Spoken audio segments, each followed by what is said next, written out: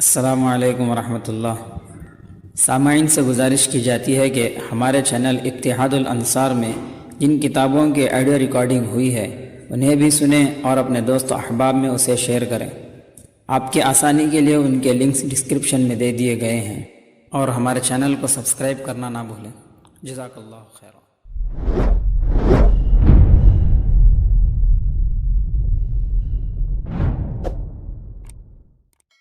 بسم اللہ الرحمن الرحیم۔ سیرت پاک صلی اللہ علیہ وسلم۔ اسی روز صبح کے وقت مکے سے سینکڑوں میل دور یثرب میں ایک یہودی تھا۔ ایک ٹیلے پر چڑھ کر پکارنے لگا، اے یہودیوں، اے گروہ یہودی یہ آواز سن کر وہاں جمع ہو گئے تو اس نے کہا، آج رات پیغمبر آخر الزماں احمد کا ستارہ طلوع ہو گیا ہے اور وہ اس دنیا میں تشریف لا چکے ہیں۔ اسی روز مکے میں ایک یہودی نے اپنے قریشی دوستوں سے پوچھا، قریشیوں، کہ آج تمہارے قبیلے میں کوئی بچہ پیدا ہوا ہے؟ قریشیوں نے کہا کہ ہمیں معلوم نہیں۔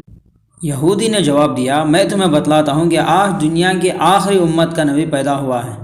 اب قریشیوں نے تحقیق کی تو پتہ چلا کہ عبد المطلب کے پوتا ہوا ہے۔ قریشیوں نے اس یہودی کو بتلایا تو اس نے آ کر آپ کی زیارت کی اور کہا، قریشیوں، تمہیں مبارک ہو، اس بچے سے تمہیں مشرق اور مغرب میں زبردست شہرت ملے گی۔ عبد المطلب کو جیسے ہی پوتے کی خبر ملی تو فوراً آئے اور آپ کو گود میں لے کر پیار کیا۔ پھر وہ آپ کو لے کر حرم میں گئے اور آپ کو گود میں لے کر بیت اللہ کا طواف کیا۔ انہوں نے اپنے مقدس پوتے کا نام محمد رکھا، جس کے معنی ہیں وہ شخص جس کی سب تعریف کریں۔ لوگوں نے جب سنا کہ عبد المطلب نے پوتے کا نام محمد رکھا ہے تو انہوں نے اس کی وجہ پوچھی۔ عبد المطلب نے جواب دیا، میں نے یہ نام اس لیے رکھا ہے کہ آسمان پر خدا تعالیٰ اور زمین پر اس کی مخلوق اس بچے کی تعریف کریں۔ قریش میں یہ دستور تھا کہ ماں بچے کو خود دودھ نہیں پلاتی تھی، بلکہ دوسرے قبیلوں اور بستیوں سے دودھ پلانے والیاں آ کر اجرت پر بچوں کو دودھ پلانے کے لیے لے جاتی تھیں۔ حضور صلی اللہ علیہ وسلم نے شروع میں کچھ دن اپنی والدہ کا دودھ پیا۔ اس کے بعد جناب آمینہ نے حضور صلی اللہ علیہ وسلم کو ایک عورت صوبیہ کے سپرد کر دیا تاکہ جب تک دائیاں بچوں کو لینے آئیں اس وقت تک صوبیہ آپ کو دودھ پلائیں۔ کچھ دن بعد قبیلہ بنی سعد کی دودھ پلانے والی عورتیں مکے پہنچ گئیں اور انہوں نے آ کر قریش کے گھروں سے اپنے لیے بچے حاصل کرنے شروع کر دیے، مگر عبد المطلب کے گھر کوئی دائیاں نہیں آئی کیونکہ یہ کوئی امیر آدمی نہیں تھے۔ دوسرے ان عورتوں نے یہ خیال کیا کہ اس بچے کا باپ زندہ نہیں ہے، اس لیے ہمیں کچھ زیادہ انعام نہیں ملے گا۔ اسی طرح ہر عورت کو ایک ایک بچہ مل گیا، صرف ایک انا ایسی رہ گئی جسے کوئی بچہ نہ ملا۔ یہ دائیہ حلیمہ بنت زویب تھی۔ حلیمہ کو بچہ نہ ملنے کا بہت رنج تھا۔ انہوں نے اپنے شوہر سے کہا، مجھے اس بات پر بہت لاج آتی ہے کہ میں اپنی ہم جولیوں کے ساتھ خالی ہاتھ واپس جاؤں۔ اب میں اس یتیم بچے کو ہی لے کر آتی ہوں، کیا خبر خدا ہمیں اس کے ذریعے برکت عطا فرمائے۔ اس کے بعد وہ اسی وقت جناب آمینہ کے پاس گئیں اور اس مقدس بچے کو لے کر آ گئیں۔ حلیمہ بہت غریب اور کمزور عورت تھیں۔ ان کی چھاتیوں میں اتنا کم دودھ ہوتا تھا کہ خود ان کے بچے کا پیٹ نہیں بھرتا تھا۔ جب وہ حضور صلی اللہ علیہ وسلم کو لے کر آئیں تو انہوں نے اپنی سوکھی ہوئی چھاتی آپ کے منہ سے لگا دی، مگر اس وقت حلیمہ کی حیرت کی کوئی انتہا نہیں رہی جب انہوں نے دیکھا کہ ان کی چھاتیوں سے اس قدر دودھ آ رہا ہے کہ بچے کو دھسکا لگنے لگا۔ پھر اور تعجب کی بات یہ تھی کہ حضور صلی اللہ علیہ وسلم نے سیر ہو کر دودھ پیا اور اس کے بعد حلیمہ کے بچے نے بھی پیٹ بھر کر پیا، حالانکہ ہمیشہ حلیمہ کے دودھ سے ایک بچے کا پیٹ بھی نہیں بھرتا تھا۔ پھر حلیمہ کے شوہر اپنی اونٹنی کا دودھ دوہنے بیٹھے۔ ان کی اونٹنی بھی بے حد دبلی اور کمزور تھی، اسی لیے اس کے تھنوں میں بھی بہت کم دودھ ہوتا تھا، مگر انہیں حیرانی ہو رہی تھی کہ اونٹنی کے تھن دودھ سے بھرے ہوئے ہیں۔ انہوں نے دودھ دوہ لیا تو وہ اتنا زیادہ تھا کہ ان دونوں کے پی لینے کے بعد بھی بچ گیا۔ یہ دیکھ کر حلیمہ کے شوہر نے کہا، حلیمہ، تم تو خدا کی قسم بہت ہی مبارک بچہ لائی ہو۔ جب سے ہم بچے کو لے کر آئے ہیں ہماری غریبی اور تکلیف ایک دم ختم ہو گئی ہے۔ اس کے بعد اناؤں کا قافلہ اپنے گھروں کو روانہ ہوا۔ حلیمہ کی اونٹنی چلنے میں سب سے کمزور تھی، مگر اس وقت جب وہ حضور کو گود میں لے کر سوار ہوئی تو وہ ایک دم اتنی تیز دوڑنے لگی کہ سب سے آگے نکل گئی۔ حلیمہ کو اس بات پر خود کو حیرت ہو رہی تھی، مگر ان کی ہمجولیوں کو ان سے زیادہ تعجب تھا۔ آخر ان سے رہا نہیں گیا اور انہوں نے حلیمہ سے پوچھا، حلیمہ کیا وہی اونٹ نہیں ہے؟ جب تم آئی تھی تو یہ چلنے میں بہت سست تھی، مگر اب تو وہ سب سے آگے جا رہی ہے۔ گھر پہنچ کر حلیمہ اور ان کے شوہر دیکھتے تھے کہ ہر بات میں ان پر برکتیں نازل ہو رہی ہیں۔ یہ سال خشکی کا تھا، جنگل سوکھے پڑے تھے اور سب جانور بھوکے رہنے کی وجہ سے کمزور ہو گئے تھے، مگر حلیمہ کے جانوروں پر قحط کا کوئی اثر نہیں تھا۔ ان کی بکریاں جنگل سے پیٹ بھر کر آتی اور پھر خوب دودھ دیتی۔ جب حلیمہ آپ کو دودھ پلاتی تو آپ صرف ایک چھاتی کا دودھ پیتے۔ اس سے حلیمہ نے سمجھ لیا کہ آپ دوسری چھاتی کا دودھ ان کے بچے کے لیے چھوڑ دیتے تھے۔ دودھ پینے کی مدت پوری ہونے کے بعد آپ کے مکے جانے کا وقت آ گیا۔ ادھر حلیمہ 2 سال سے آپ کی برکتیں دیکھ رہی تھی، اس لیے وہ آپ کو جدا کرنا نہیں چاہتی تھی۔ اسی لیے انہوں نے فیصلہ کیا کہ اس وقت بچے کو لے کر جاؤں اور پھر مکہ پہنچ کر آمینہ سے اجازت لے لوں گی کہ وہ اپنے بچے کو کچھ دن اور میرے پاس چھوڑ دیں۔ مکے پہنچ کر حلیمہ جناب آمینہ کے پاس آئی اور حضور صلی اللہ علیہ وسلم کو ان کے سپرد کرتے ہوئے کہنے لگی، میرا دل چاہتا ہے کہ آپ محمد کو ذرا بڑے ہونے تک اور میرے پاس چھوڑ دیں، مجھے ڈر ہے کہ ابھی مکے کی آب و ہوا انہیں نقصان پہنچائے گی۔ جناب آمینہ نے شروع میں تو انکار کیا، مگر جب حلیمہ کا اصرار بہت بڑھا تو انہوں نے اجازت دے دی۔ حلیمہ فوراً حضور صلی اللہ علیہ وسلم کو لے کر پھر اپنے گاؤں میں آ گئیں۔ حلیمہ اور ان کے شوہر مدت سے حضور صلی اللہ علیہ وسلم کی برکتیں دیکھ رہے تھے، اس لیے وہ دل و جان سے آپ کو چاہتے تھے اور ہر وقت آپ کو اپنے ساتھ رکھتے تھے۔ جب آپ کی عمر 4 سال سے زیادہ ہو گئی تو آپ کبھی کبھی بکریاں لے کر جنگل جانے لگے۔ ایک روز آپ حلیمہ سے اجازت لے کر دوسرے بچوں کے ساتھ بکریاں چرانے جنگل چلے گئے۔ وہاں آپ ایک جگہ بیٹھ کر بکریوں کی دیکھ بھال کرنے لگے اور دوسرے بچے کھیل کود میں لگے گئے۔ جب دوپہر کا وقت ہو گیا تو اچانک حضرت جبرائیل علیہ السلام حضور کے پاس آئے اور انہوں نے آپ کو چت لٹا دیا۔ پھر انہوں نے آپ کا سینہ چاک کر کے اس میں دل نکالا اور اس کو دھو کر واپس رکھ دیا۔ پھر انہوں نے آپ کا سینہ برابر کیا اور واپس چلے گئے۔ دوسرے بچے منظر دیکھ کر ڈر گئے۔ وہ سب سیدھے دائیا حلیمہ کے پاس پہنچے اور انہیں بتایا کہ کسی نے محمد صلی اللہ علیہ وسلم کو قتل کر دیا۔ وہ دونوں یہ سنتے ہی مدحواس ہو کر حضور صلی اللہ علیہ وسلم کے پاس آئے۔ دیکھا تو آپ جنگل میں ڈرے ڈرے سے کھڑے ہیں۔ حلیمہ کے شوہر نے ایک دم آپ کو اپنے سینے سے لگایا اور چمکار کر اصل بات پوچھی۔ آپ نے انہیں بتلایا کہ میرے پاس 2 آدمی آئے، انہوں نے مجھے پکڑ کر سیدھا لٹایا، پھر انہوں نے میرا سینہ چاک کر کے کوئی چیز نکالی اور دوبارہ سینہ برابر کر کے چلے گئے۔ اس واقعے سے دائیا حلیمہ اور ان کے شوہر بہت ڈر گئے کہ آپ کو کہیں کوئی نقصان نہ پہنچ جائے، اس لیے آپ کے بعد جلد ہی دائیا حلیمہ حضور کو لے کر مکہ آ گئیں اور جناب آمینہ کے سپرد کر کے واپس ہو گئیں۔ اب حضور صلی اللہ علیہ وسلم مکے میں اپنے گھر واپس آ چکے تھے، جہاں آپ کی والدہ اور آپ کے دادا ہر وقت آپ پر جان چھڑکتے اور آپ کی ہر بات کا خیال رکھتے۔ جب آپ کی عمر مبارک 6 سال کی ہوئی تو ایک دفعہ جناب آمینہ آپ کو ساتھ لے کر یثرب گئیں۔ ان کے ساتھ ان کی باندی ایمن بھی تھی۔ یثرب میں جناب آمینہ عبد المطلب کے ننہال میں ٹھہری۔ یثرب میں کچھ یہودی عالموں نے آپ کو دیکھا تو وہ آپ کے متعلق نئی خبریں دینے لگے۔ جلد ہی یہ خبر ساری یثرب یعنی مدینہ میں پھیلی اور یہودی عالموں کی جماعت آپ کو دیکھنے کے لیے آ گئی۔ ایک روز کچھ یہودی راہب اور عالم حضور صلی اللہ علیہ وسلم کو دیکھنے آئے تو ان میں سے ایک نے کہا، یہ بچہ اس امت کا نبی ہے اور اس شہر یعنی یثرب کی طرف یہ ہجرت کرے گا۔ کچھ دن یثرب میں ٹھہر کر جناب آمینہ ایک دن آپ کے ساتھ واپس مکے کو روانہ ہوئیں، مگر یثرب سے چل کر جب وہ ابوا کے مقام پر پہنچی تو اچانک بیمار ہو گئی۔ پھر یہ بیماری ہی ان کی موت کا پیغام بن گئی۔ جناب آمینہ نے یہاں اپنے وطن اور رشتہ داروں سے دور بے کسی کی حالت میں جان دے دی، بالکل اسی طرح جیسے چند سال پہلے ان کے شوہر جناب عبداللہ کا سفر کی حالت میں انتقال ہو گیا تھا۔ ایمن نے وہیں ابوا کے مقام پر جناب آمینہ کو دفن کر دیا اور حضور صلی اللہ علیہ وسلم کو دلاسا دیتی ہوئی واپس مکہ آ گئی۔ جب آپ کی والدہ کا یہ سایہ بھی آپ کے سر سے اٹھ گیا تو اب آپ کے دادا عبد المطلب نے آپ کی پرورش اور تربیت اپنے ذمے لے لی۔ عبد المطلب آپ سے بے حد محبت کرتے تھے وہ ہر وقت آپ کو اپنے ساتھ رکھتے تھے اور حضور صلی اللہ علیہ وسلم کو خود اپنے بیٹوں سے بھی زیادہ چاہتے تھے۔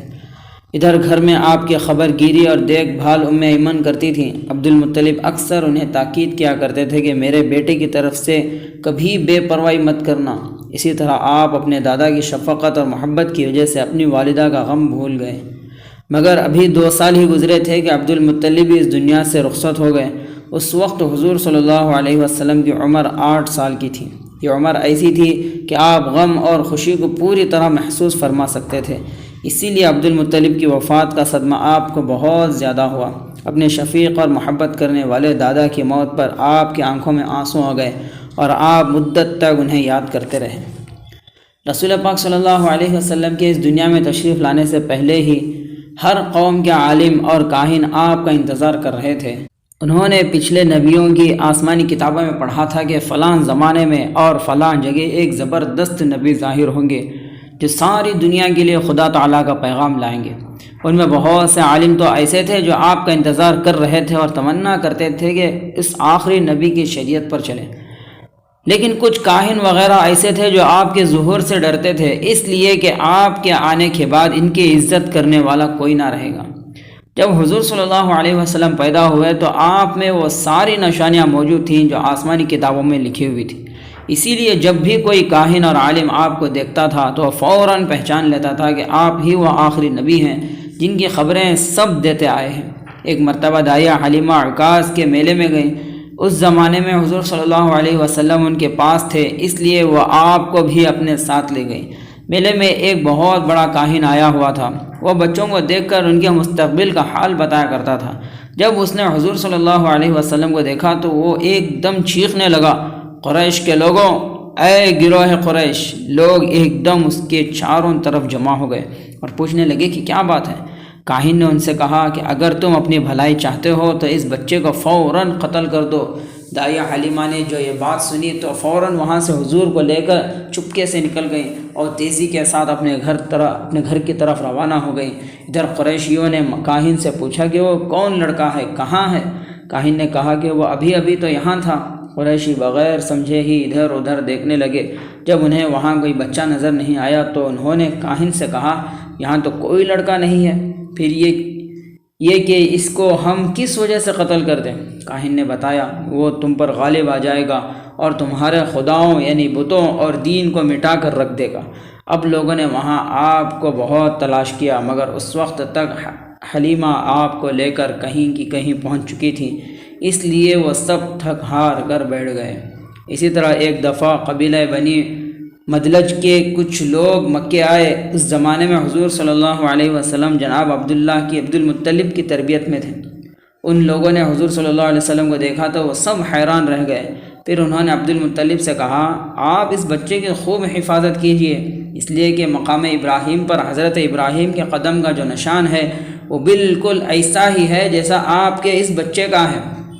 یہ اور اسی طرح کی دوسری باتیں ایسی تھیں کہ جن کی وجہ سے سب گھر والے آپ کی حفاظت کا خاص خیال رکھتے تھے۔ جب تک آپ دائیہ حلیمہ کے پاس رہے تو وہ خود اور ان کے شوہر جان سے زیادہ آپ کی حفاظت کرتے۔ اس کے بعد آپ اپنی والدہ جناب آمینہ کے پاس آ گئے۔ جناب آمینہ ہر وقت آپ کو اپنی نظروں کے سامنے رکھتی کیونکہ وہ بچپن سے دیکھ رہی تھی کہ آپ بہت ہی خاص اور بہت نرالے اوصاف رکھتے ہیں، اس لیے وہ ہر وقت آپ کا خاص خیال رکھتی، مگر وہ بہت ہی تھوڑے عرصے میں انتقال کر گئی۔ جناب آمینہ کے انتقال کے بعد آپ اپنے دادا عبد المطلب کی تربیت میں آ گئے۔ عبد المطلب کو آپ سے بے انتہا محبت تھی، وہ ہر وقت آپ کی دلداری کرتے، کسی وقت بھی آپ کو اپنے سے الگ نہ کرتے، جہاں جاتے آپ کو اپنے ساتھ رکھتے۔ عبد المطلب بہت زیادہ بوڑھے ہو چکے تھے، اس لیے انہوں نے ضرور سمجھا کہ مرنے سے پہلے حضور صلی اللہ علیہ وسلم کو اپنے بیٹوں میں سے کسی کے سپرد کر دیا جائے تاکہ آپ کی طرف سے مطمئن ہو جائیں۔ عبد المطلب کے 10 لڑکے تھے، ان میں سے 2 لڑکے ابو طالب اور زبیر حضور صلی اللہ علیہ وسلم کے والد جناب عبداللہ کے سگے بھائی تھے۔ یہ دونوں ہی حضور صلی اللہ علیہ وسلم سے بہت محبت کرتے تھے، مگر ابو طالب کو حضور سے خاص لگاؤ اور محبت تھی۔ خود حضور صلی اللہ علیہ وسلم بھی ابو طالب سے زیادہ مانوس تھے، اس لیے عبد المطلب نے حضور صلی اللہ علیہ وسلم کو ابو طالب کے سپرد کر دیا کہ اب وہ آپ کی تربیت اور دیکھ بھال کریں۔ چنانچہ اس کے بعد حضور اپنے چچا ابو طالب کے پاس آ گئے تھے۔ ابو طالب اپنے بھائیوں میں سب سے زیادہ غریب اور مفلس تھے۔ ادھر یہ کہ ان کی اولاد بھی بہت زیادہ تھی، اس لیے وہ اور زیادہ پریشان رہا کرتے تھے۔ ابو طالب اور ان کی اولاد جب کھانا کھانے بیٹھتے تھے تو ان میں سے کبھی کسی کا پیٹ نہیں بھرتا تھا، اس لیے کہ کھانا تھوڑا ہوتا تھا۔ مگر جب حضور صلی اللہ علیہ وسلم ابو طالب کے گھر آ گئے تو ان سب نے دیکھا کہ جس دن سب کے ساتھ آپ بھی کھانا کھانے بیٹھتے ہیں تو ہر ایک کا پیٹ بھر جاتا ہے۔ اسی لیے ابو طالب نے اپنے بیٹوں کو تاکید کر دی کہ جب کھانا کھانے بیٹھو تو اپنے بھائی محمد کو ضرور شریک کر لیا کرو۔ یہ اور ایسی بہت سی باتیں دیکھ کر حضور سے ابو طالب کی محبت اور زیادہ بڑھ گئی۔ وہ ہر وقت حضور صلی اللہ علیہ وسلم کا خیال رکھتے، کوئی بات ایسی نہ ہونے دیتے جس سے آپ کو تکلیف ہو۔ ہر وقت آپ کو اپنے ساتھ رکھتے، یہاں تک کہ رات کو بھی اپنے پاس سلاتے۔ غرض وہ بات بات میں آپ کے آرام اور خوشی کا خیال رکھتے اور آپ کو اپنے بیٹوں سے زیادہ محبت کرتے تھے۔ رسول اللہ صلی اللہ علیہ وسلم کو اپنے چچا ابو طالب کے پاس رہتے ہوئے 4 سال گزر گئے۔ اب آپ کی عمر مبارک 12 سال سے زیادہ ہو چکی تھی۔ آپ ایک خوبصورت اور وجیح نوجوان معلوم ہوتے تھے۔ اس تھوڑی سی عمر میں ہی آپ کی ہر بات ایسی تھی جسے دیکھ کر سب تعجب کرتے تھے اور آپ کی عزت کرنے پر مجبور ہو جاتے تھے۔ آپ کی گفتگو، آپ کی چال ڈھال اور آپ کے طریقے ایسے تھے جیسے بڑی عمر والے لوگوں کے ہوتے ہیں۔ جب کہیں بچے کھیلتے ہوتے اور آپ بھی وہاں موجود ہوتے تو آپ ان کے ساتھ نہ کھیلتے بلکہ اکثر صرف دور سے دیکھتے رہتے۔ اس عمر میں بھی آپ کی عادت تھی کہ آپ زیادہ تر خاموش رہتے اور تنہائی میں بیٹھتے، نہ کبھی کسی سے لڑتے اور نہ کسی کو برا کہتے۔ ابو طالب آپ کی یہ باتیں دیکھتے تو ان کو بڑا تعجب ہوتا۔ یہی وجہ تھی کہ اب ان کے دل میں آپ کی محبت کے ساتھ ساتھ آپ کی عزت بھی پیدا ہو گئی۔ اب وہ آپ سے بات چیت کرتے تو اس طرح نہیں جیسے عام بچوں سے کرتے ہیں، بلکہ اس طرح بات کرتے جیسے کسی بڑے اور تجربے کار آدمی سے بات کیا کرتے ہیں۔ اسی زمانے میں ایک دفعہ ابو طالب کو شام کا سفر پیش آیا۔ وہ تجارت کے لیے ایک قافلہ لے کر جا رہے تھے۔ جب چلنے کا وقت آیا تو حضور صلی اللہ علیہ وسلم نے بھی ان کے ساتھ جانے کی خواہش کی۔ ابو طالب فوراً تیار ہو گئے اور آپ کو بھی ساتھ لے لیے۔ یہ مبارک قافلہ جس میں حضور شریک تھے مکے سے روانہ ہو گیا۔ راستے میں یہ کئی جگہ ٹھہرتا ہوا بڑھتا رہا، یہاں تک کہ ایک روز یہ قافلہ شام کی سرحد میں داخل ہو گیا۔ یہاں ایک سرحدی شہر تھا جس کا نام بصرہ تھا۔ قریش کے قافلے اکثر یہاں ٹھہرا کرتے تھے۔ اس قافلے نے بھی یہاں پڑاؤ ڈال دیا۔ جس جگہ قافلے نے پڑاؤ ڈالا اس کے سامنے عیسائیوں کی ایک بہت بڑی عبادت گاہ تھی۔ اس عبادت گاہ میں عیسائیوں کے ایک بڑے مذہبی پیشوا اور عالم رہتے تھے جن کا نام بحیرہ تھا۔ قریشی قافلے یہاں اکثر ٹھہرا کرتے تھے، مگر بحیرہ راہب کبھی ان کی طرف متوجہ نہیں کرتے تھے۔ اسی طرح اس دفعہ بھی یہ قافلہ یہاں آ کر ٹھہر گیا۔ سب لوگ سستانے لگے، لیٹ بیٹھ گئے۔ اسی وقت قافلے میں بحیرہ کا قاصد آیا۔ اس نے آ کر بحیرہ کی طرف سے پیغام دیا، قریشیوں، میں نے آپ کی دعوت کے لیے کھانا تیار کرایا ہے، اس لیے آج آپ میرے ساتھ کھانا کھائیں، مگر ہر چھوٹا بڑا آئے، کوئی آدمی رہ نہ جائے۔ قریشیوں کو اس دعوت پر بہت حیرت ہوئی، اس لیے کہ وہ ہمیشہ سے اس جگہ ٹھہرتے آئے تھے، مگر بحیرہ راہب نے کبھی ان کی دعوت نہیں کی۔ اسی لیے وہ سوچتے تھے کہ آج کیا خاص بات ہوئی جو راہب نے ہماری دعوت کی۔ غرض یہی سوچتے ہوئے سب قافلے والے عبادت گاہ میں راہب کے پاس پہنچ گئے، مگر یہ لوگ حضور کو پڑاؤ میں ہی چھوڑ گئے۔ انہوں نے خیال کیا کہ کیا یہ کہ آپ بچے ہیں اس لیے آپ کو ساتھ لے جانا ضروری نہیں۔ جب یہ لوگ راہب کے پاس پہنچے تو ایک قریشی نے بحیرہ سے کہا، بحیرہ، آج تو آپ نے بالکل نئی بات کی۔ ہم یہاں سے اکثر گزرا کرتے ہیں لیکن کبھی آپ ہماری دعوت نہیں کرتے، پھر آج کیا نئی بات آ گئی؟ بحیرہ نے جواب دیا، یہ بات تو ٹھیک ہے، مگر آپ لوگ ہمارے پڑوس میں آ کر ٹھہرے اس لیے ہمارے مہمان ہیں، میں نے چاہا کہ آپ کے اعزاز میں آپ کی میزبانی کروں۔ بحیرہ نے اپنے مذہبی کتابوں میں حضور صلی اللہ علیہ وسلم کی نشانیاں پڑھی تھی اور وہ یہ جانتے تھے کہ اب دنیا کی آخری امت کے نبی آنے والے ہیں۔ اس دفعہ جب قریش قافلہ یہاں آ کر ٹھہرا تو انہوں نے دیکھا کہ بادل کا ایک ٹکڑا ایک قافلے والے پر مستقل سایہ کیے ہوئے ہے اور ان کے ساتھ ساتھ ہے۔ اب راہب نے دیکھا کہ یہ بادل ایک نوجوان لڑکے پر سایہ کیے ہوئے ہے۔ پھر وہ نوجوان ایک درخت کے نیچے بیٹھے تو بدلی درخت پر آ گئی بحیرہ نے اس نبی کی جو نشانیاں پڑھی تھیں ان میں یہ بھی تھی کہ ان پر ایک بادل سایہ کیے ہوگا۔ اسی لیے انہوں نے اپنا اطمینان کرنے کے لیے سب قافلے والوں کی دعوت کی تاکہ خدا کے رسول کو قریب سے دیکھیں۔ چنانچہ جب وہ لوگ آ گئے تو بحیرہ نے ان سب پر الگ الگ نظر ڈالی، مگر ان میں سے کسی کے ساتھ بھی وہ نشانی نظر نہ آئی۔ اسی لیے راہب نے پھر قریشیوں سے کہا، قریشیوں، آپ میں سے کوئی رہ تو نہیں گیا؟ قافلہ والوں نے بتایا کہ ہم سب ہی آ گئے ہیں، صرف ایک بچے کو چھوڑ آئے ہیں، وہ کم عمر ہے، اس لیے ہم نے ساتھ لانا ضروری نہیں سمجھا۔ مگر راہب نے پھر اصرار کیا کہ کوئی بھی غیر حاضر نہیں ہونا چاہیے۔ چنانچہ حضور صلی اللہ علیہ وسلم کے تایا حارث جا کر حضور کو بھی لے آئے۔ راہب نے دیکھا کہ جب حضور آ رہے تھے تو اس بادل کا سایہ آپ کے ساتھ ساتھ تھا۔ اس کے بعد بحیرہ آپ کے بدن کو گھور گھور کر دیکھتے رہے۔ راہب کو آپ میں وہ ساری نشانیاں نظر آ رہی تھیں جو انہوں نے پیغمبر آخر الزمان کے متعلق اپنی کتاب میں پڑھی تھی۔ جب سب لوگ کھانا کھانے کے بعد واپس جانے لگے تو بحیرہ راہب جلدی سے حضور کے پاس آئے اور کہنے لگے، میں آپ سے کچھ باتیں پوچھنا چاہتا ہوں۔ آپ کو لات اور عزا کی قسم، آپ میری باتوں کا جواب ضرور دیجیے۔ حضور صلی اللہ علیہ وسلم نے فرمایا، لات اور عزا کے نام پر مجھ سے کچھ مت پوچھو، خدا کی قسم ان سے زیادہ ناپسند مجھے کوئی چیز نہیں ہے۔ بحیرہ نے کہا، تب پھر آپ کو خدا کی قسم میری باتوں کا جواب دیجیے۔ اس پر آپ نے بحیرہ کو اجازت دی کہ جو کچھ پوچھنا چاہتے ہو پوچھو۔ اب بحیرہ نے حضور سے وہ ساری باتیں پوچھنی شروع کی جو آپ کی ذات سے متعلق تھیں۔ راہب نے آپ کے عادات، مزاج، سونے، جاگنے اور اٹھنے بیٹھنے کے متعلق سوال کیے۔ آپ بحیرہ کی ہر بات کا جواب دیتے رہے اور جو کچھ وہ پوچھتے بتا دیتے۔ راہب آپ کا جواب سنتے اور اپنے دل میں تصدیق کرتے کہ کتابوں میں یہی نشانیاں لکھی ہوئی ہیں۔ آخر میں بحیرہ نے آپ کی کمر مبارک کھولی اور مہر نبوت کی زیارت کی جو دونوں مونڈھوں کے درمیان میں تھی۔ بحیرہ نے فوراً اس کو بوسہ دیا۔ اس کے بعد بحیرہ راہب حضور صلی اللہ علیہ وسلم کے چچا ابو طالب کے پاس آئے اور ان سے پوچھنے لگے، یہ چچا تمہارا کون ہے؟ ابو طالب نے کہا، میرا بیٹا ہے۔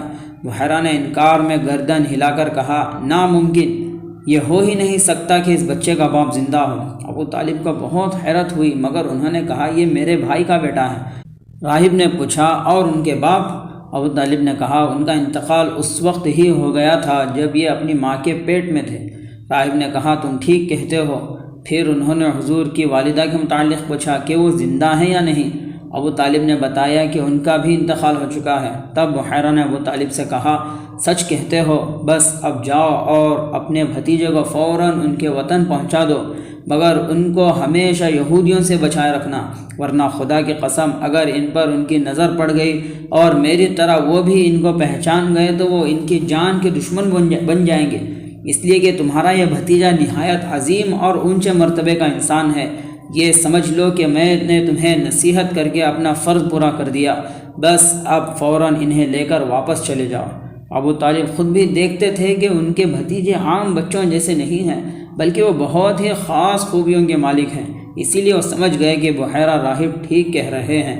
چنانچہ ابو طالب آگے نہیں گئے بلکہ یہیں سے حضور صلی اللہ علیہ وسلم کو لے کر مکے واپس آ گئے۔ حضور صلی اللہ علیہ وسلم کی عمر مبارک 12 سال سے زیادہ ہو چکی تھی۔ آپ کا زیادہ وقت تنہائی اور خاموشی میں گزرتا تھا۔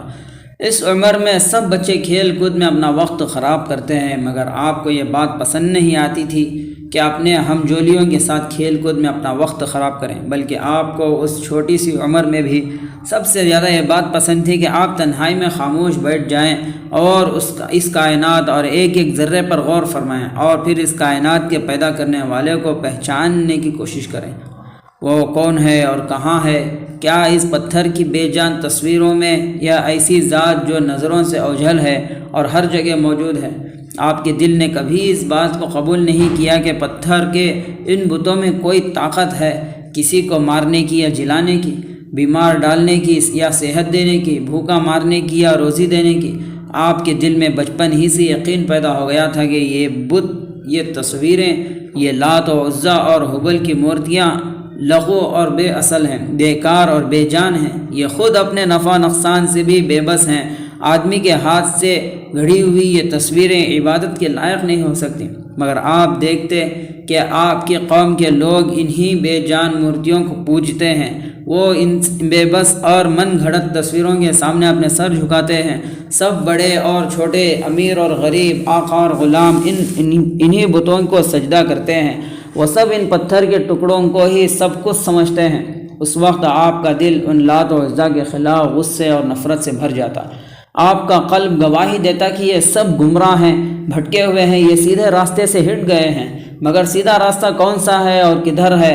آپ تنہائی میں خاموش بیٹھے رہتے اور سوچتے رہتے۔ اس وقت مکہ ساری برائیوں کا اڈا بنا ہوا تھا۔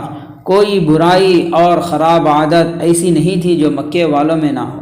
شراب پینا، جوا کھیلنا اور قتل و غارت کرنا ان کے پسندیدہ کام تھے، اس لیے بچے جب اپنے بڑوں کو ان برائیوں میں دیکھتے تو وہ خود بھی بچپن سے ہی سب کرنے لگتے تھے۔ مگر مکے والے جب دیکھتے تو حیرت کرتے کہ حضور پاک نہ اپنے ہمجولیوں کے ساتھ ادھر ادھر پھرتے ہیں اور نہ ان کے ساتھ کھیل کھیلتے ہیں، بلکہ اس بچپن میں آپ اپنا وقت اس طرح گزار رہے ہیں جیسے بڑی عمر کے لوگ گزارا کرتے ہیں، بڑوں کا ادب اور عزت کرتے ہیں اور چھوٹوں سے پیار کرتے ہیں۔ اس طرح آپ کا لڑکپن بھی ہر برائی سے پاک گزرا، شرافت اور نیک نامی کے ساتھ، پارسائی اور بزرگی کے ساتھ۔ پھر اسی عمر میں آپ نے بکریاں چرانے کا کام شروع کر دیا۔ جو لوگ چاہتے وہ آپ کو اپنی بکریاں سپرد کرتے تھے اور آپ انہیں لے کر جنگل میں چلے جاتے۔ وہاں دن بھر بکریاں چرتی رہتی اور آپ ان کی نگرانی فرماتے رہتے۔ لوگ آپ کے اخلاق اور عادتوں کو دیکھتے اور پھر آپ کی عمر کا خیال کرتے تو انہیں بڑی حیرت ہوتی تھی۔ آپ کی سچائی اور پاکیزگی کو دیکھتے تو ان کے دلوں میں آپ کا زبردست احترام پیدا ہو جاتا تھا۔ آپ کی سچائی، نیکی اور شرافت نے سارے مکے میں آپ کی محبت اور عزت پیدا کر دی تھی۔ یہی وجہ تھی کہ لوگوں نے آپ کا نام امین یعنی امانت دار رکھ دیا تھا اور وہ آپ کو اسی نام سے پکارنے لگے تھے۔ اس زمانے میں مکے کے قریب ہر سال کچھ میلے ہوا کرتے تھے جن میں بڑے بڑے بازار لگا کرتے تھے اور دور دور کے تاجر اس میں دکانیں لگانے آتے تھے۔ ان میلوں میں سے ایک مشہور میلے کا نام عکاظ تھا۔ اس میں سب قبیلوں کے لوگ آتے اور اپنے ساتھ ایسے ایسے شعر لکھ کر لاتے تھے جن میں اپنی اور اپنے خاندانوں کی بڑائیاں ہوتی تھیں۔ عکاظ میں آ کر یہ لوگ جتھے بنا کر بیٹھتے اور یہ نظمیں پڑھتے۔ انہی بڑائیوں کی وجہ سے کبھی کبھی ان میں آپس میں زبردست لڑائیاں ہو جایا کرتی تھیں۔ اسی طرح ایک دفعہ عکاظ کے بازار میں دو آدمیوں میں لڑائی ہوئی اور ان میں سے ایک مارا گیا۔ مرنے والا آدمی قبیلہ بنو قیس کا تھا اور مارنے والا آدمی قبیلہ بنو کنانہ کا۔ جب یہ بات پھیلی تو معاملہ بہت بڑھ گیا اور خود قبیلہ بنو قیس اور بنو کنانہ کے درمیان زبردست جنگیں شروع ہو گئیں۔ ایک دفعہ بنو قیس نے ذی قعدہ کے مہینے میں بنو کنانہ پر حملہ کر دیا۔ اس پر سارے عربوں کو بہت رنج ہوا، اس واسطے کہ اس زمانے میں ذی قعدہ، ذی الحجہ، محرم اور رجب یہ 4 مہینے ایسے تھے کہ ان میں لڑائی جھگڑا بالکل حرام تھا۔ ان مہینوں کو عرب اشہر حرم کہتے تھے، جس کا مطلب ہے احترام والے مہینے۔ ان مہینوں میں بڑی چلتی ہوئی جنگیں رک جایا کرتی تھیں، مگر بنو قیس نے اس دفعہ جوش میں آ کر اس کا بھی خیال نہیں کیا کہ یہ ذی قعدہ کا مہینہ ہے اور اسی میں بنو کنانہ پر حملہ کر دیا۔ اسی لیے اس جنگ کا نام حرب فجار پڑ گیا، یعنی گناہ اور سرکشی والی جنگ۔ مگر جنگ کے بڑھنے سے پہلے لوگوں نے بیچ بچاؤ کرا دیا اور لڑائی رک گئی۔ قریش کا اس جنگ سے یہ تعلق تھا کہ وہ بنو کنانہ کے معاہدے برادر تھے، یعنی آپس میں یہ معاہدہ تھا کہ ہم کبھی جنگ نہیں کریں گے بلکہ جنگوں میں ایک دوسرے کی مدد کریں گے۔ اسی لیے وہ بنو کنانہ کو مدد دے رہے تھے۔ چند سال بعد شوال کے مہینے میں بنو قیس نے بنو کنانہ پر حملہ کیا اور اب کہ انہوں نے قریش پر بھی چڑھائی کر دی۔ اس پر قریش بھی بھڑک اٹھے اور انہوں نے فوراً جنگ کی تیاری شروع کر دی۔ اس وقت حضور صلی اللہ علیہ وسلم بھی جوان ہو چکے تھے، اس لیے آپ کو بھی اس لڑائی میں شرکت کرنی ضروری تھی۔ چنانچہ آپ بھی قبیلہ قریش کے ساتھ میدان جنگ میں تشریف لے گئے۔ اس میں آپ کے سب چچا بھی شریک تھے۔ اگرچہ حرب فجار میں حضور شریک ہوئے تھے مگر آپ نے لڑائی میں حصہ نہیں لیا بلکہ صرف اپنے چچاؤں کی حفاظت فرما رہے تھے۔ اس طرح یہ پہلا معرکہ ہے جس میں حضور صلی اللہ علیہ وسلم شریک ہوئے۔ اسی طرح آپ کی جوانی کے زمانے میں ایک دوسرا اہم واقعہ حلف فضول ہے، جس میں خود حضور شریک ہوئے۔ یہ ایک عہد نامہ تھا جس میں سب قریشیوں نے عہد کیے تھے اور قسمیں کھائی تھیں کہ اگر مکے میں کسی پر ظلم ہوگا تو ہمیشہ ہم مظلوم کا ساتھ دیں گے، اور جب تک ظالم کو سزا نہ مل جائے گی اور مظلوم کو اس کا حق نہیں ملے گا اس وقت تک ہم آرام سے نہیں بیٹھیں گے۔ یہ حلف مکے کے ایک بڑے سردار عبداللہ بن جدعان تیمی کے گھر میں ہوا تھا۔ اس مجلس میں بنی ہاشم اور بنی مطلب، بنی اسد، بنی زہرہ اور بنی تیم ابن مرہ شریک ہوئے۔ ان سب خاندانوں نے مل کر یہ حلف کیا اور اس کا نام حلف فضول رکھا۔ اس میں خود حضور صلی اللہ علیہ وسلم بھی شریک ہوئے۔ اس وقت آپ کی عمر مبارک 20 سال سے کچھ زیادہ ہو چکی تھی۔ یہ معاملہ مظلوموں اور مصیبت زدوں کا مدد کا تھا، جو خود آپ کا اصل جذبہ تھا۔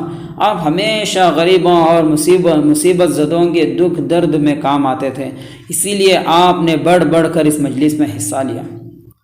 حضور صلی اللہ علیہ وسلم ابھی تک اپنے چچا ابو طالب کے گھر ہی رہے تھے، مگر آپ اپنا خرچ ابو طالب پر نہیں ڈالتے تھے، بلکہ آپ نے ایک قریشی تاجر سعید بن ابی سعید کی تجارت میں شرکت فرما رکھی تھی۔ ابو طالب بہت زیادہ مفلس اور غریب آدمی تھے، ان کی اولاد بھی بہت زیادہ تھی، جس کی وجہ سے اور زیادہ تنگی سے گزارا ہوتا تھا۔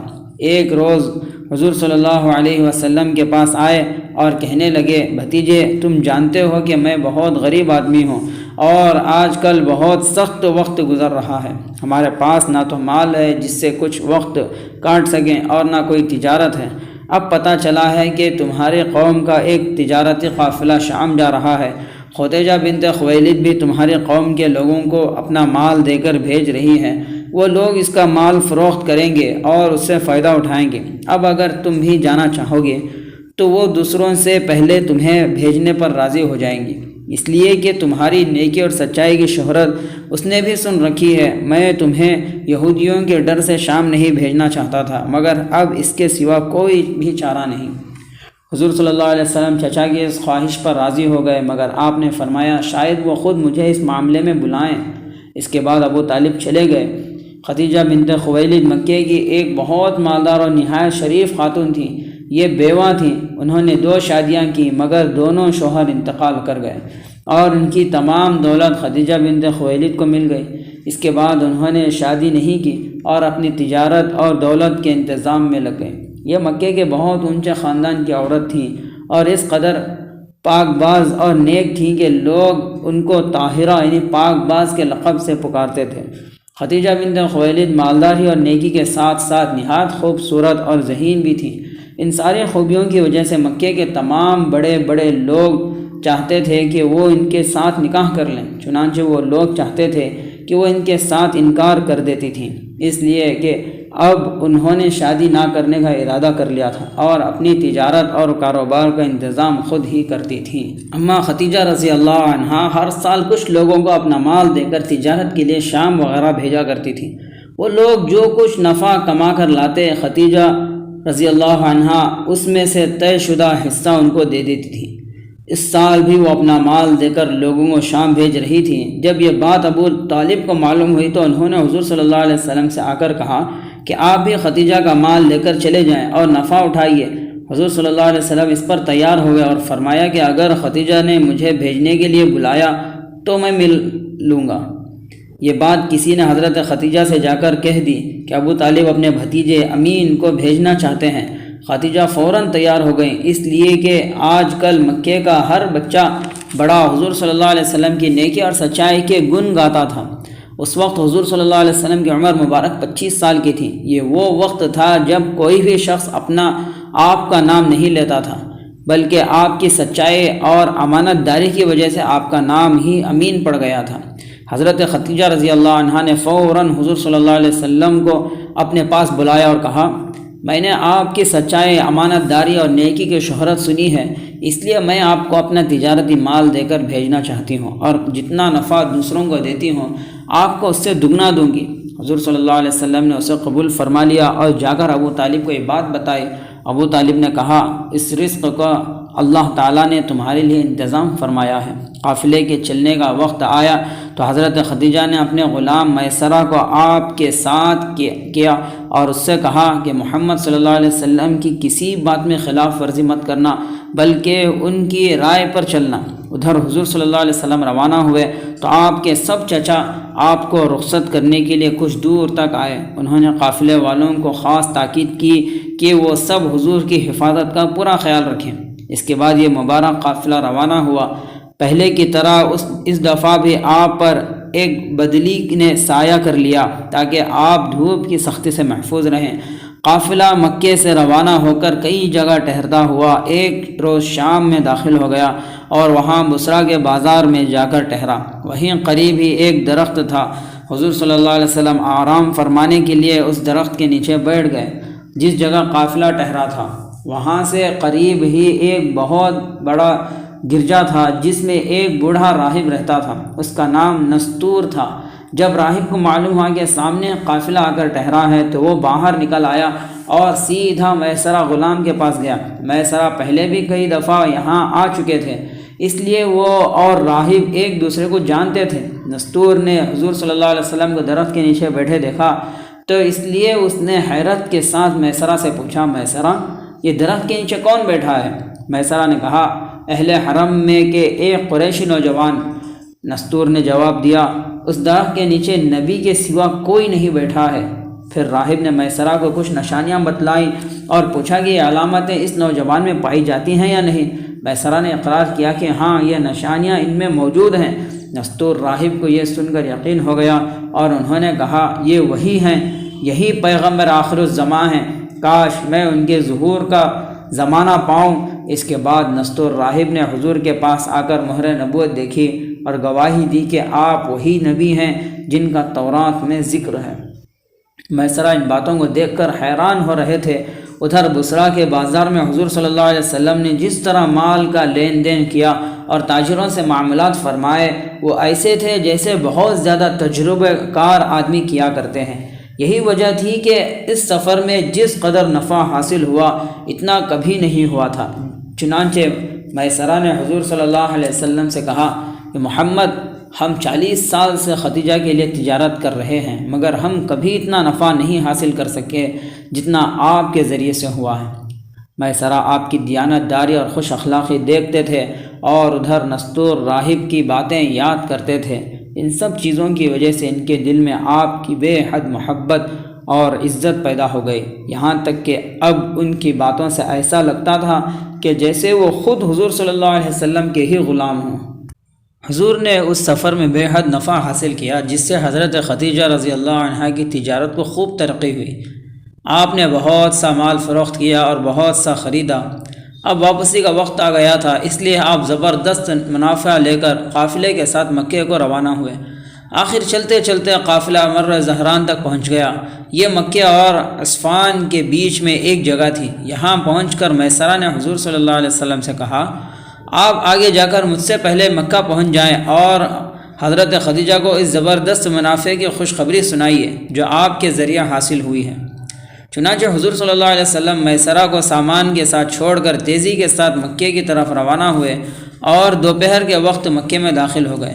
جس وقت آپ مکے میں داخل ہوئے اس وقت اماں خدیجہ رضی اللہ عنہا اپنے مکان کی کھڑکی میں بیٹھی ہوئی تھی اور ان کے پاس کچھ دوسری عورتیں بھی تھیں۔ اچانک انہوں نے دیکھا کہ ایک سوار تیزی کے ساتھ اپنا اونٹ دوڑائے چلا آ رہا ہے اور ایک فرشتہ اس سواری پر سایہ کیے ہوئے ہیں۔ حضرت خدیجہ رضی اللہ عنہا نے تعجب سے یہ منظر دیکھا اور فوراً دوسری عورتوں کو بھی دکھایا۔ وہ سب بھی اس سوار کی شان دیکھ کر حیران رہ گئیں۔ کچھ ہی دیر بعد حضور صلی اللہ علیہ وسلم حضرت خدیجہ کے مکان پر پہنچ گئے۔ آپ نے ان سے مل کر سفر کا حال بتایا اور جو نفع حاصل ہوا تھا وہ سب بتایا۔ یہ نفع اس سے دگنا تھا جو حضرت خدیجہ کو ہمیشہ حاصل ہوتا تھا۔ حضرت خدیجہ نے جب یہ باتیں سنی تو انہیں بے حد خوشی ہوئی اور ان کے دل میں حضور کی محبت اور عزت بہت زیادہ بڑھ گئی۔ ادھر جب میسرہ مکہ پہنچے تو انہوں نے بھی حضرت خدیجہ کو آپ کی وہ ساری باتیں بتلائیں جو اس سفر میں دیکھی تھی کہ کس طرح آپ پر بادل سایہ کیے رہتا تھا اور یہ کہ نستور راہب نے آپ کو دیکھ کر کیا کیا باتیں کہی تھی۔ یہ سن کر حضرت خدیجہ کے دل میں آپ کی محبت اور آپ کا مرتبہ اور زیادہ بڑھ گیا، اسی لیے انہوں نے حضور صلی اللہ علیہ وسلم کو جتنا معاوضہ دینا طے کیا تھا اس سے بھی دگنا دیا۔ حضرت خدیجہ کے ایک چچا زاد بھائی تھے جن کا نام ورقہ بن نوفل تھا، انہوں نے عیسائی مذہب اختیار کر لیا تھا اور بہت بڑے عالم تھے۔ حضرت خدیجہ حضور صلی اللہ علیہ وسلم کے متعلق جتنا سوچتی تھیں انہیں حیرت بھی ہوتی تھی اور ان کے دل میں آپ کی محبت و عزت بھی بڑھتی چلی جاتی تھی۔ آخر وہ ایک دن ورقہ بن نوفل کے پاس آئے اور ان سے حضور کے متعلق وہ ساری باتیں بتائیں جو انہوں نے خود دیکھی تھیں اور میسرہ سے سنی تھیں۔ ورقہ یہ باتیں سن کر خود بھی حیران ہو رہے تھے۔ آخر انہوں نے کہا کہ خدیجہ، اگر یہ باتیں سچی ہیں تو سمجھ لو کہ محمد اس امت کے نبی ہیں۔ مجھے معلوم ہے کہ ایک نبی آنے والے ہیں اور لوگ ان کا انتظار کر رہے ہیں۔ اب حضرت خدیجہ کے دل میں آپ کا زبردست احترام پیدا ہو گیا اور وہ یہ آرزو کرنے لگی کہ یہ امانت دار نوجوان ان کے شوہر بن جائیں۔ آخر یہ آرزو اتنی بڑھی کہ خدیجہ نے ایک روز ایک عورت نفیسہ بنت مربع کو بلایا اور ان سے کہا کہ وہ حضور صلی اللہ علیہ وسلم کے پاس جا کر شادی کا پیغام دیں۔ نفیسہ اس خدمت پر تیار ہو گئیں اور حضور کے پاس آ کر کہنے لگیں، محمد، آپ شادی کس وجہ سے نہیں کرتے؟ آپ نے فرمایا، میرے پاس اتنا روپیہ کہاں ہے کہ جس کے ذریعے میں شادی کر سکوں؟ نفیسہ نے کہا، اور اگر اس کے بغیر ہی آپ کو حسن و جمال اور دولت و عزت مل جائے؟ آپ نے پوچھا، وہ کون ہے؟ انہوں نے کہا کہ خدیجہ۔ حضور صلی اللہ علیہ وسلم نے فرمایا، وہ مجھ سے کیسے شادی کر لیں گی؟ حضرت خدیجہ اپنے حسن و جمال، مال و دولت اور پاک بازی کی وجہ سے مشہور تھیں۔ مکے کے بڑے بڑے سردار ان سے شادی کرنا چاہتے تھے مگر وہ ہر ایک کو انکار کر دیتی تھیں۔ اسی وجہ سے حضور کو یہ خیال ہوا کہ جب وہ ہر ایک کو انکار کر دیتی ہیں تو کیسے راضی ہوگی؟ اس کے بعد نفیسہ حضرت خدیجہ کے پاس آئیں اور ان کو ساری باتیں بتا دیں کہ محمد صلی اللہ علیہ وسلم راضی ہیں۔ اس وقت حضور صلی اللہ علیہ وسلم کی عمر مبارک 25 سال کی تھی۔ اپنی سچائی اور امانت داری کی وجہ سے آپ سارے مکے میں محمد کی بجائے امین کے لقب سے مشہور تھے۔ آپ کبھی بتوں یا شراب کے پاس نہیں جاتے تھے بلکہ ان چیزوں سے نفرت فرماتے تھے۔ مکے میں اس وقت طرح طرح کی برائیاں پھیلی ہوئی تھیں مگر آپ ان سب سے دور اور الگ تھلگ رہتے تھے۔ یہی وجہ تھی کہ ہر چھوٹا بڑا اور امیر و غریب آپ کی عزت کرتا تھا۔ ان خوبیوں کے ساتھ ساتھ آپ ظاہر میں بھی ایک انتہائی حسین اور خوبصورت نوجوان تھے۔ آپ کا قد درمیانہ تھا، نہ بے ڈول لمبا اور نہ چھوٹا، بڑا سر اور گہرے سیاہ رنگ کے بال، کماندار بالوں سے بھرے ہوئے ابرو اور کھلی ہوئی پیشانی، بڑی بڑی آنکھیں جن میں کناروں پر ہلکی سی سرخی کی جھلک تھی جس کی وجہ سے آنکھوں کی خوبصورتی اور زیادہ بڑھ گئی تھی، سیاہ اور لمبی لمبی پلکیں، ابھری ہوئی اور ستواں ناک، خوبصورت اور برابر سفید دانت جن کے درمیان ہلکی سی چھید تھی، گھنی اور خوبصورت داڑھی، اونچی گردن، چوڑا سینہ، چوڑے ہاتھ اور ہتھیلیاں، بھری بھری ہتھیلیاں اور تلوے اور کھلتا ہوا گندمی رنگ۔ آپ تیز اور جمے ہوئے قدموں سے اس طرح چلتے تھے کہ جسم مبارک آگے کو جھکا ہوا ہوتا تھا۔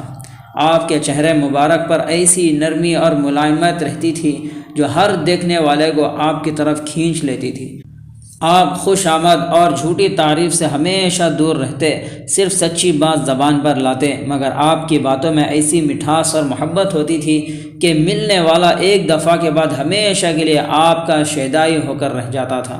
اس کے ساتھ ہی آپ کی نگاہوں میں سچائی اور بزرگی کی ایک ایسی عظمت ہوتی تھی جو بڑے بڑے سرکشوں کو مرعوب کر دیتی تھی۔ آپ کے ہر انداز میں ایسا وقار اور ایسی سنجیدگی ہوتی تھی کہ ملنے والا آپ کے اخلاق کے ساتھ آپ کی عظمت کا بھی قائل ہو جاتا تھا۔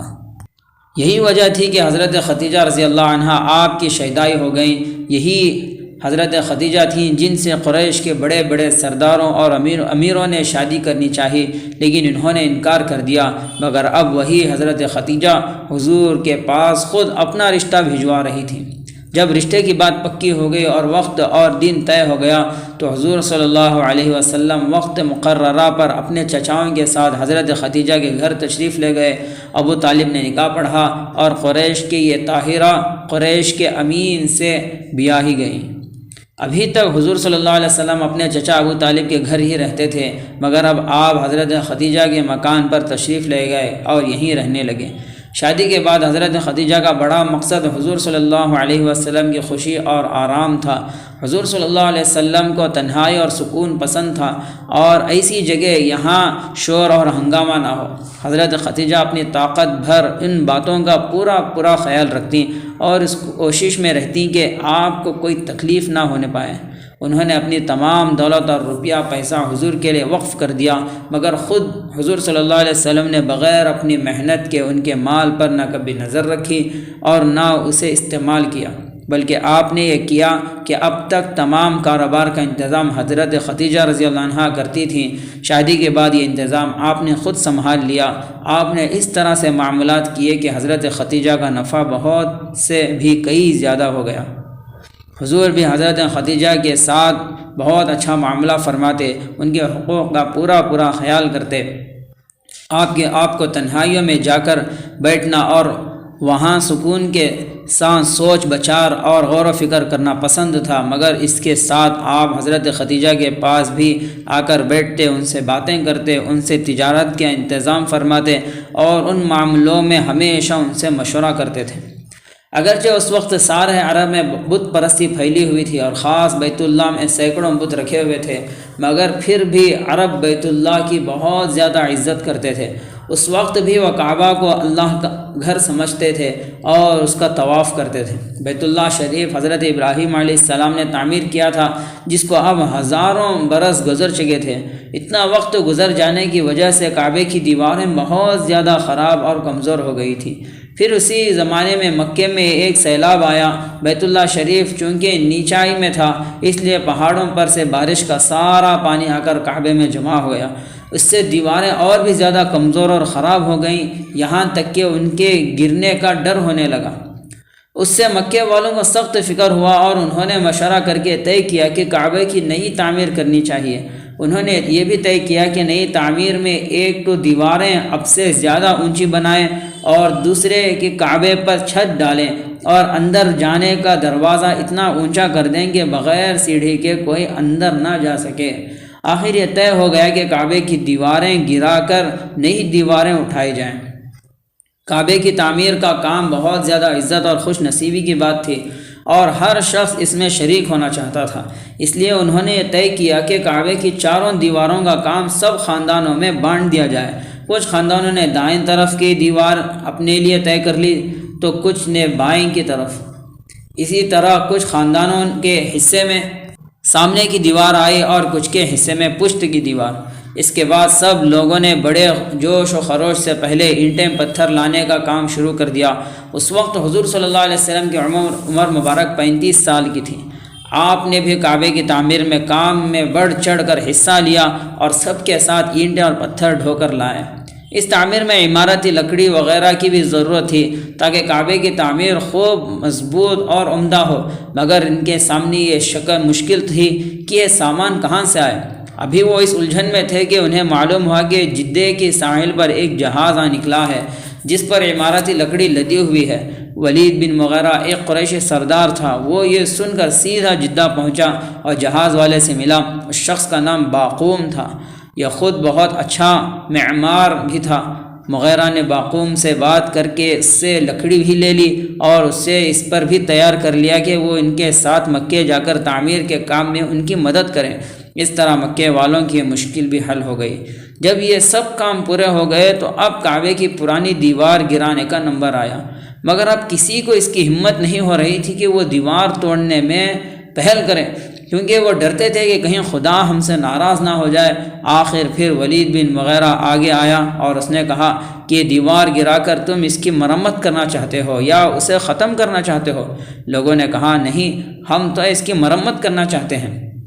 مغیرہ نے کہا کہ پھر کیوں ڈرتے ہو؟ خدا ہم سے ناراض نہیں ہوگا۔ مگر لوگوں کو پھر بھی ہمت نہ ہوئی اور وہ پوچھنے لگے پھر اب کون کعبے پر چڑھ کر اسے ڈھانا شروع کرے گا؟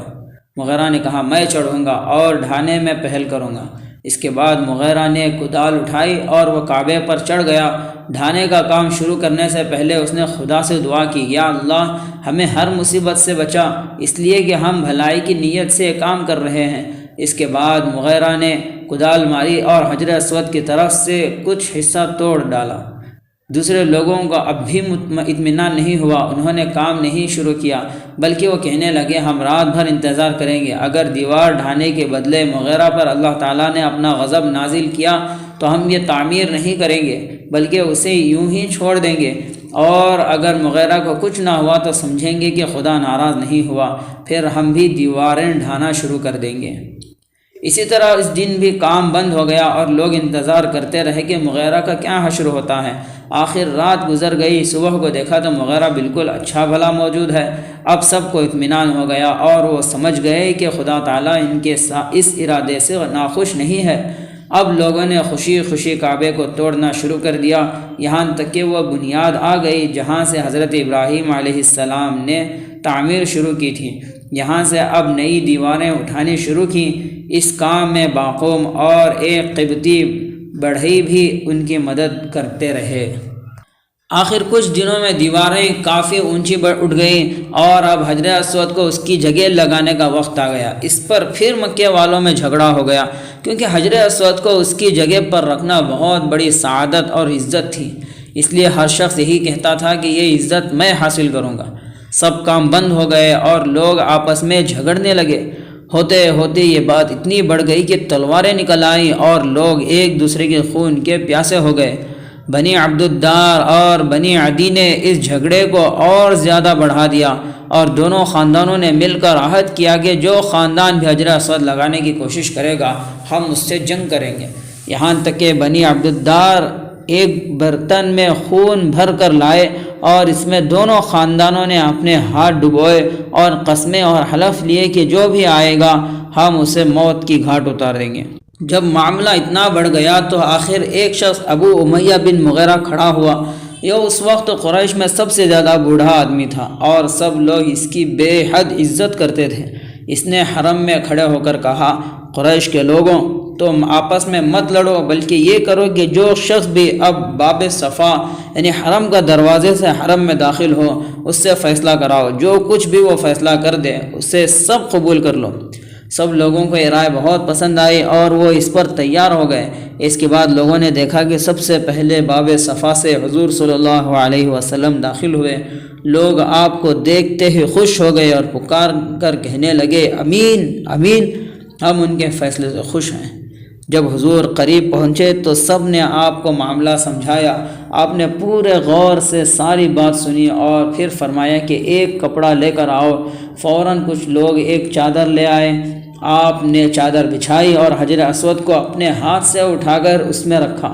پھر حضور صلی اللہ علیہ وسلم نے لوگوں سے فرمایا، ہر قبیلے کا سردار آ کر اس چادر کا ایک ایک کونا پکڑ لے اور پھر وہ سب مل کر اسے اٹھائیں۔ فوراً سب قبیلوں کے لوگ آگے بڑھے اور چادر اٹھا کر اسے اس جگہ لے آئے جہاں حجر اسود کو رکھنا تھا۔ اب حضور صلی اللہ علیہ وسلم پھر آگے بڑھے اور آپ نے حجر اسود کو اٹھا کر اپنے ہاتھوں سے اس جگہ رکھ دیا جہاں اسے لگانا تھا۔ سب لوگ اس فیصلے سے خوش ہو گئے اور اس طرح یہ جھگڑا ختم ہو گیا۔ اس کے بعد لوگوں نے اطمینان سے کام شروع کر دیا اور دیواریں اٹھانے میں لگ گئے۔ اس طرح حضور صلی اللہ علیہ وسلم کے فیصلے نے مکے کو ایک بہت بڑی مصیبت سے بچا لیا۔ آپ کی سچائی اور انصاف سارے مکے میں اتنا مشہور تھا کہ جس شخص کا کسی سے جھگڑا ہوتا تو وہ اسے چکانے کے لیے حضور صلی اللہ علیہ وسلم کے پاس آیا کرتا تھا، اور آپ جو فیصلہ فرماتے تھے وہ اتنا اچھا ہوتا تھا کہ سب لوگ اس کو مان لیتے تھے اور یقین رکھتے تھے کہ امین کسی کے ساتھ بھی بے انصافی نہیں کر سکتا۔